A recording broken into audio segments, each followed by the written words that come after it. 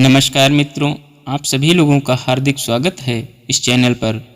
दोस्तों, जैसा कि ज़िंदगी के असली मज़े उनके लिए नहीं हैं जो फूलों की छाह के नीचे खेलते और सोते हैं, बल्कि फूलों की छाह के नीचे अगर जीवन का कोई स्वाद छिपा है तो वह भी उन्हीं के लिए है जो दूर रेगिस्तान से आ रहे हैं, जिनका कंठ सूखा हुआ है, होंठ फटे हुए और सारा बदन पसीने से तर है।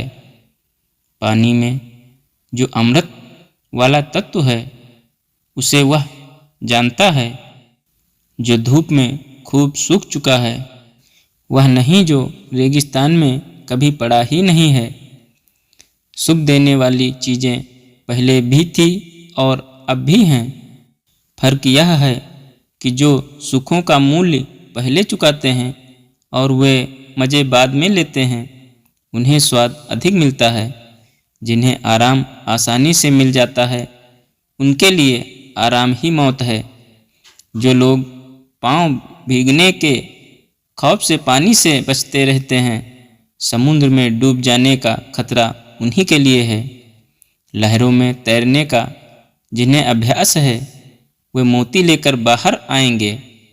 चांदनी की ताजगी और शीतलता का आनंद वह मनुष्य लेता है जो दिन भर धूप में थककर लौटा है, जिसके शरीर को अब तरलाई की ज़रूरत महसूस होती है और जिसका मन यह जानकर संतुष्ट है कि दिन भर का समय उसने किसी अच्छे काम में लगाया है।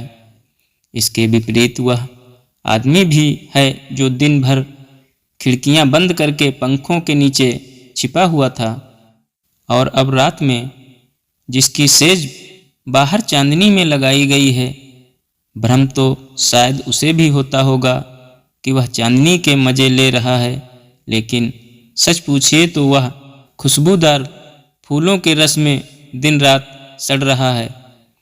उपवास और संयम से आत्महत्या के साधन नहीं हैं। भोजन का असली स्वाद उसी को मिलता है जो कुछ दिन बिना खाए भी रह सकता है।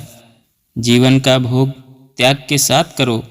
यह केवल परमार्थ का ही उपदेश नहीं है, क्योंकि संयम से भोग करने पर जीवन में जो आनंद प्राप्त होता है वह निरा भोगी बनकर भोगने से नहीं मिल पाता।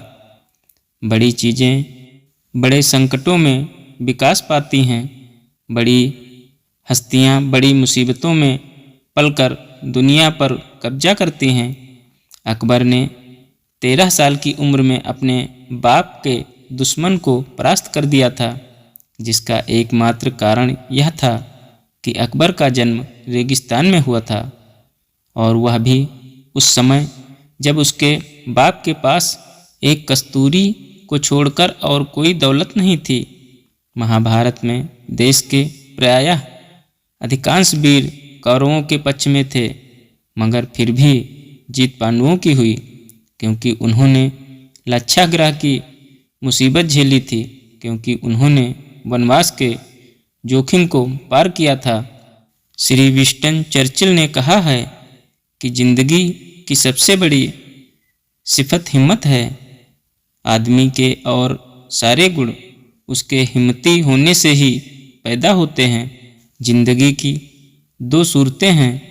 एक तो यह कि आदमी बड़े से बड़े मकसद के लिए कोशिश करे, जगमगाती हुई जीत पर पंजा डालने के लिए हाथ बढ़ाए, और अगर असफलताएं कदम कदम पर जोश की रोशनी के साथ अंधियाली का जाल बुन रही हो, तब भी वह पीछे को पांव न हटाए।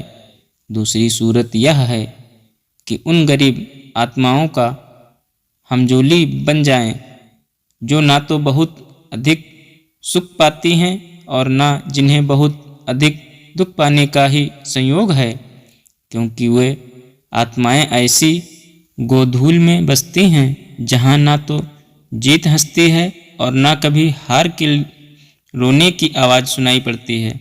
इस गोधूल वाली दुनिया के लोग बंधे हुए घाट का पानी पीते हैं। वे जिंदगी के साथ जुआ नहीं खेल सकते। और कौन कहता है कि पूरी जिंदगी को दांव पर लगा देने में कोई आनंद नहीं है। अगर रास्ता आगे ही निकल रहा है तो फिर असली मज़ा तो पांव बढ़ाते जाने में ही है। साहस की जिंदगी सबसे बड़ी जिंदगी होती है। ऐसी जिंदगी की सबसे बड़ी पहचान यह है कि वह बिल्कुल निडर, बिल्कुल बेखौफ होती है। साहसी मनुष्य की पहली पहचान यह है कि वह इस बात की चिंता नहीं करता कि तमाशा देखने वाले लोग उसके बारे में क्या सोच रहे हैं। जनमत की अपेक्षा करके जीने वाला आदमी दुनिया की असली ताकत होता है और मनुष्यता को प्रकाश भी उसी आदमी से मिलता है। अड़ोस पड़ोस को देखकर चलना यह साधारण जीव का काम है। क्रांति करने वाले लोग अपने उद्देश्य की तुलना न तो पड़ोसी के उद्देश्य से करते हैं और न अपनी चाल को ही पड़ोसी की चाल देखकर मध्यम बनाते हैं। साहसी मनुष्य उन सपनों में भी रस लेता है जिस सपनों का कोई व्यवहारिक अर्थ नहीं है। साहसी मनुष्य अपने उधार नहीं लेता, वह अपने विचारों में रमा हुआ अपनी ही किताब पढ़ता है। झुंड में चलना और झुंड में चरना यह भैंस और भेड़ का काम है। सिंह तो बिल्कुल अकेला होने पर भी मगन रहता है।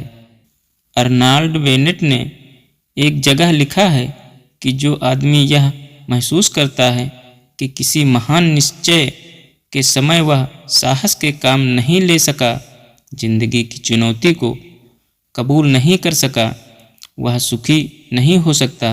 बड़े मौके पर साहस नहीं दिखाने वाला आदमी बराबर अपनी आत्मा के भीतर एक आवाज़ सुनता रहता है, एक ऐसी आवाज़ जिसे वही सुन सकता है और जिसे वह रोक भी नहीं सकता।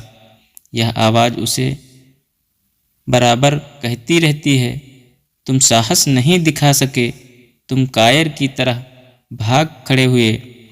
संसारिक अर्थ में जिसे हम सुख कहते हैं उसका ना मिलना फिर भी इससे कहीं श्रेष्ठ है कि मरने के समय हम अपनी आत्मा से यह धिक्कार सुने कि तुम में हिम्मत की कमी थी, कि तुम में साहस का अभाव था, कि तुम ठीक वक्त पर जिंदगी से भाग खड़े हुए।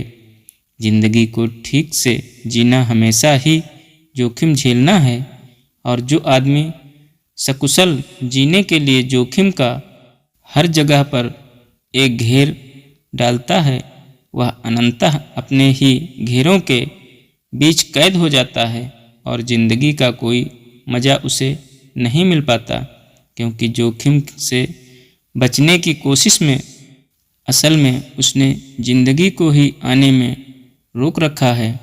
जिंदगी से अंत में हम उतना ही पाते जितनी कि उसमें पूंजी लगाते हैं।